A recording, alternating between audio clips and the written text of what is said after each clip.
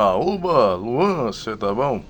Olha, correção do exercício, né, que você fez, que já vai servir também para deixar aqui como referência na comunidade, tá? Bom, tô aqui com um print da tela do exercício que você me enviou. Você, no caso, você fez numa parede, né, num bom tamanho. Acredito que seja um tamanho bem próximo da planta carnívora original que eu pintei da primeira vez. Bom, os pontos que a gente analisa que podem fazer você desenvolver uma habilidade mais profissional, Luan, vai começar pela estrutura. A estrutura do seu desenho está iniciante. Por quê? A gente percebe que você não se atentou a primeiro criar uma base tridimensional para você fazer a arte em cima. E o que é isso, fazer uma base tridimensional? Bom, a perspectiva está mal construída. Tá vendo o cano que você acabou fazendo de uma forma solta a ponto de ficar distorcido? Temos aqui, ó, a planta carnívora original. A planta carnívora que eu gravei a aula, né? Aquele vídeo que eu fiz para você explicando sobre a pintura, tirei um print da tela também.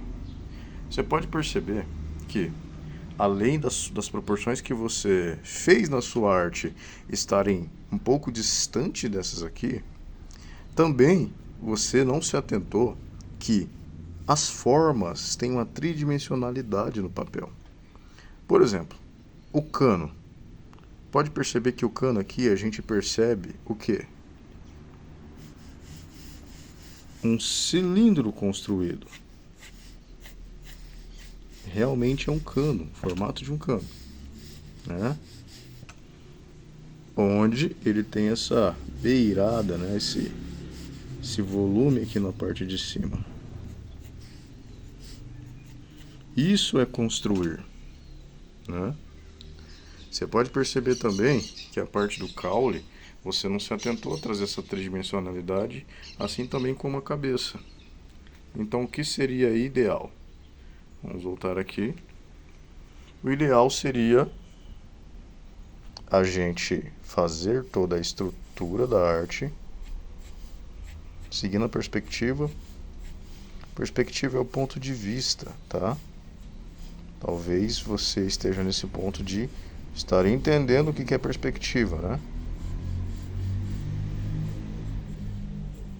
Eu vou fazer um exemplo aqui para você. Esboce. O esboço é a chave do negócio. Bom, dentro disso temos a sensação que o caule sai dessa porção, desse buraco que fica no cano, e que a cabeça fique nessa posição.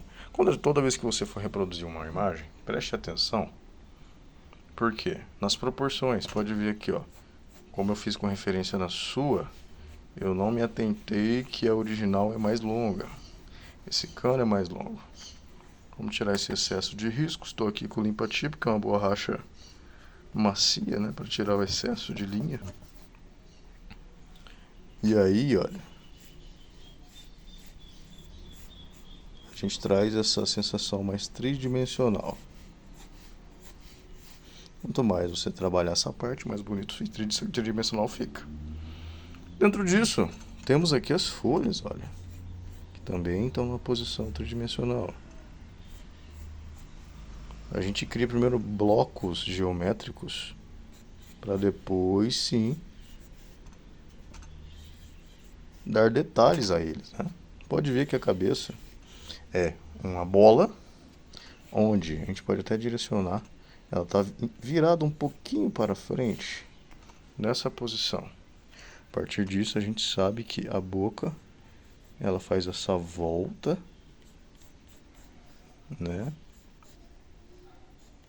Tanto em cima quanto embaixo, como se fosse o lábio da planta carnívora. E dentro disso, temos os dentes. Vou só sinalizar aqui. Pietro, não mexe na tinta não, vai pra lá, vai beber. Pietro tem que ter que mexer na tinta. Bom, um esboço prévio. Tem aqui também nessa parte de trás.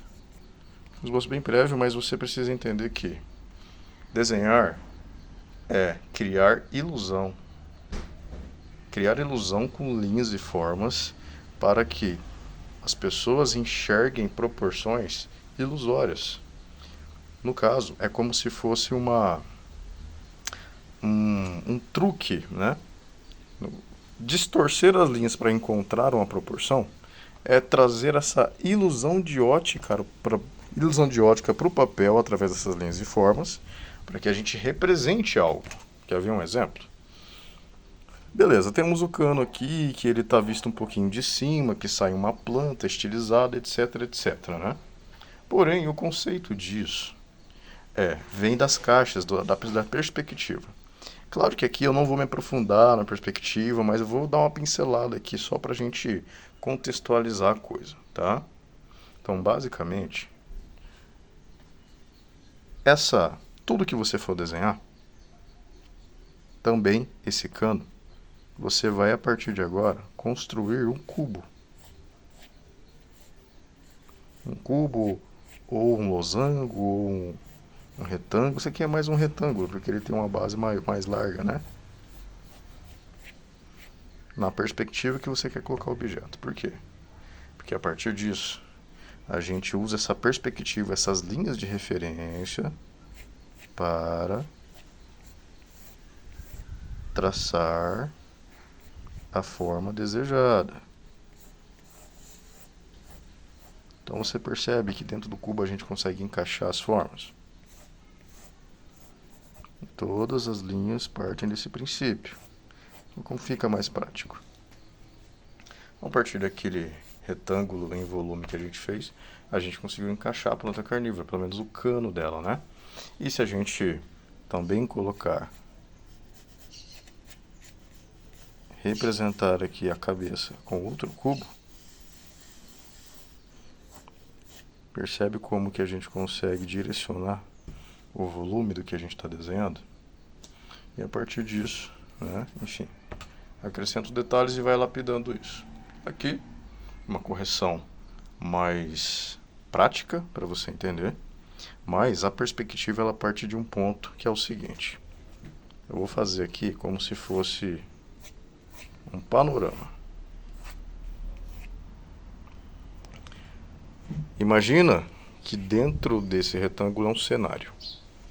A perspectiva é a técnica responsável para a gente organizar um cenário 3D em um espaço 2D. A folha tem a superfície plana, altura e largura. O que a gente quer representar tem 3 dimensões: altura, largura e profundidade. Profundidade a gente não tem na folha. Então a gente cria uma técnica de ilusão de ótica para fazer isso, como eu tinha dito. Então, a linha do horizonte é o nosso ponto de vista. É a altura dos nossos olhos. Ou pelo menos do que a cena está descrevendo, ou pelo menos do que a câmera está vendo. Quando você vê uma cena de um filme, você já percebeu que se a câmera baixa e mostra de baixo para cima, o ângulo muda, a gente vê tudo de baixo para cima e vice-versa. Isso é perspectiva, isso é ponto de vista. A partir disso, o que a gente faz? Tanto que é muito importante a gente observar isso. A partir disso, a gente consegue trazer pontos de fuga da linha do horizonte. Vamos fazer aqui uma perspectiva de 2 pontos de fuga. Então vamos cruzar essas linhas. Elas partem desses pontos. Eu sei que isso aqui é um pouco complexo, tanto de entender quanto de explicar. Porém, eu demorei alguns anos para perceber o que é perspectiva e como a gente consegue realmente resolver ela, né? Então, por isso a constância do estudo é tão importante.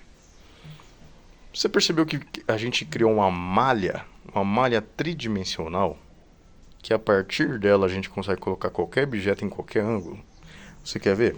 Na verdade aqui é o básico, existe partes mais complexas que eu não vou falar agora, porém essa base aqui já vai despertar em você o interesse de aprender mais, que a gente pode aprofundar, mas isso aqui, essa base vai ser fundamental que você entenda. A partir disso, como a linha do horizonte precisa ficar perpendicular às linhas horizontais que vão fazer o alinhamento do espaço, você imagina que esse espaço está cheio de caixas. Essa aqui é a linha do horizonte. Eu vou até marcar um pouco mais forte ela, que é a linha do ponto de vista. Se uma caixa está acima da linha do horizonte, vamos usar as linhas guias. Acima da linha do horizonte, todas as linhas de referência da caixa vão trazer a referência dos pontos de fuga. Se você souber isso aqui, tá? É bom reforçar. Porque pelo estudo que você fez, parece que você ainda não entendeu esse exercício. A partir, caso tenha um ponto aqui. E a gente percebe que uma caixa feita acima da linha do horizonte, que é o ponto de vista, fica sendo vista de baixo, você já percebeu? E uma caixa sendo vista abaixo da linha do horizonte. Esses pontos de fuga, essas linhas, servem como referência para as laterais da caixa, né?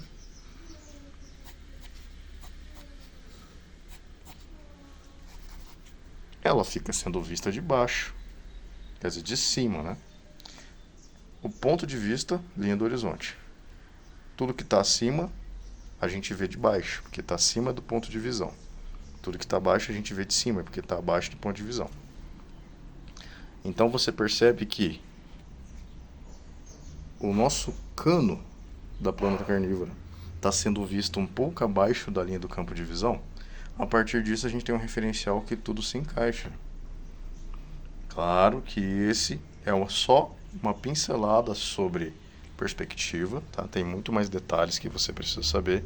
Porém, essa estrutura básica, sabendo isso, você consegue estruturar praticamente qualquer tipo de arte, sendo básica também. Eu acho que uma arte mais complexa vai exigir um pouco mais de conhecimento, né, nessa área. Olha, se a gente usar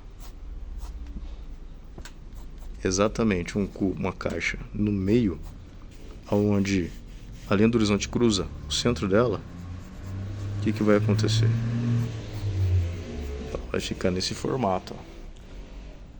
Se a caixa estiver exatamente em cima da linha do horizonte,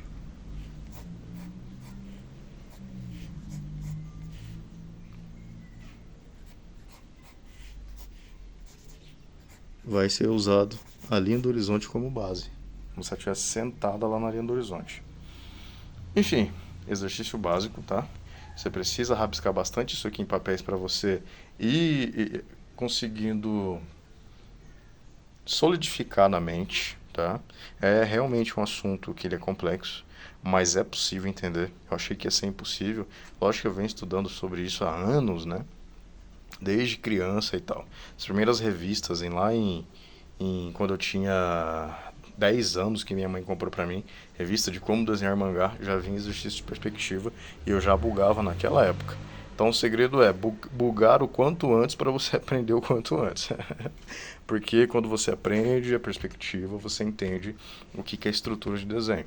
Se eu tivesse que estudar só um fundamento, eu estudaria perspectiva, porque desenhar basicamente é criar uma ilusão de ótica num papel que tem uma superfície em 2 dimensões, altura e largura, criar uma ilusão de ótica que tem algum material em 3 dimensões, altura, largura e profundidade, tá?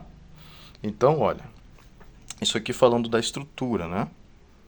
Vamos lá no seu exercício. Tá vendo como realmente a sua planta carnívora parece que está chapada? Não parece que ela está realmente num espaço tridimensional, que ela tem 3 dimensões? Por quê? Exatamente por conta do efeito da perspectiva estar errada. Correto? Agora falando um pouco das cores, né? Eu já fiz um vídeo sobre as cores para você, mas aqui dando mais uma ressaltada, basicamente, eu percebi que você não entendeu as camadas, né? Camada 1, mais clara, camada 2, sombreamento, camada 3, mais sombras mais escuras, camada 4, finalização, que seriam os highlights, alguns pontos, alguns detalhes. Pense em camadas para pintar. Bom, pintar é igual sombrear com cores. Claro que é um pouco mais complexo com isso, porém é um princípio que eu venho seguindo há bastante tempo e vem funcionando.